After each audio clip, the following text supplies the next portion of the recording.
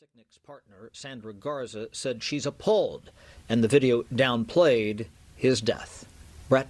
Chad Program live on Capitol Hill. Chad, thank you.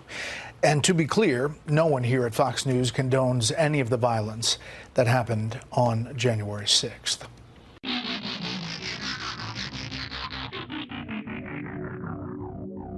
Hello and welcome to What the F*** Just Happened Today, your essential guide to the daily shock and awe in national politics.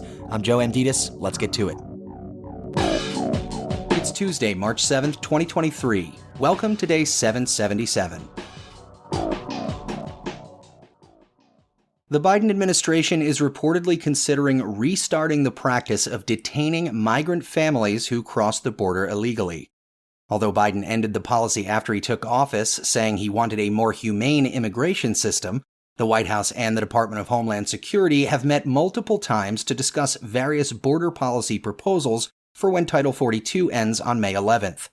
Title 42 was invoked by the Trump administration in 2020 during the beginning of the COVID-19 pandemic and is a public health law that allowed border agents to rapidly expel asylum seekers who crossed the border illegally. More than 2.3 million people have been expelled under Title 42, which ends on May 11th with the expiration of a national emergency for the pandemic. Moving on, Walgreens, the nation's second largest pharmacy chain, will not dispense abortion pills in 20 states, including in some places where abortion is still legal and available. Last month, 20 Republican state attorneys general threatened Walgreens and other pharmacies with legal action if they dispensed mifepristone. The Biden administration called Republican efforts to dissuade pharmacies from distributing abortion pills dangerous and just unacceptable. Meanwhile, 5 women who were denied abortions under Texas law while facing medical crises are suing the state, the first time that pregnant women have taken legal action against abortion bans.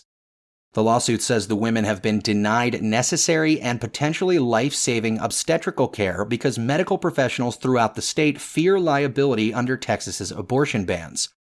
The women, however, are not seeking to block the abortion ban outright, but instead are asking the court to clarify that abortions can be performed when a physician makes a good faith judgment that the pregnant person has a physical emergent medical condition that poses a risk of death or a risk to their health, including their fertility.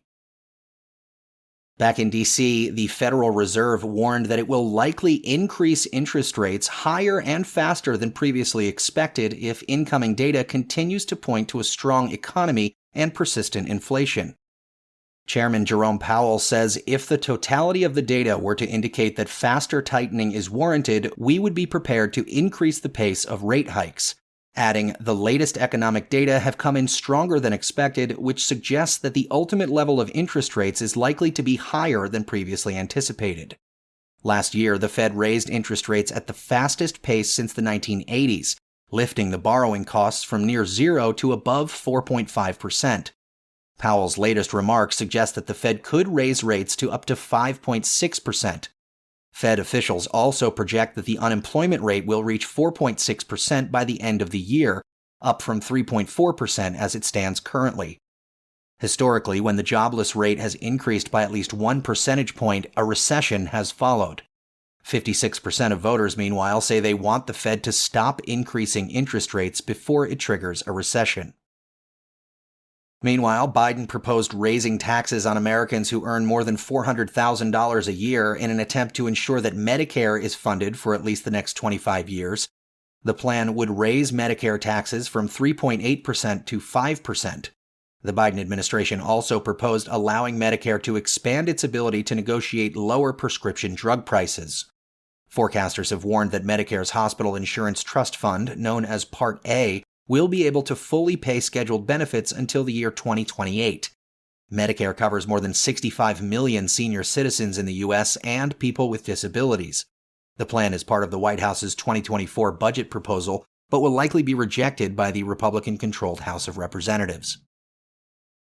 And finally, Capitol Police Chief Thomas Manger denounced Tucker Carlson for airing an offensive and misleading portrayal of the January 6th insurrection, including a disturbing accusation that Officer Brian Sicknick's death had nothing to do with the riot.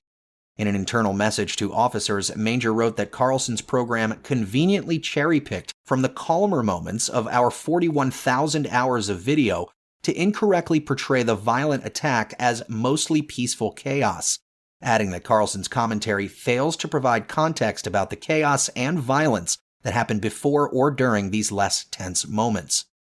Kevin McCarthy granted Carlson access to more than 40,000 hours of the Capitol security footage from January 6, which Carlson used in an attempt to downplay the violence and defend the pro-Trump mob. Mitch McConnell and several Senate Republicans called Carlson's portrayal of the attack a mistake. That's all for now. You can find the links and sources for all of these stories on the main website. And as always, visit whatthefjusthappenedtoday.com for the latest news and headlines. Until next time, I'm Joe Amditis.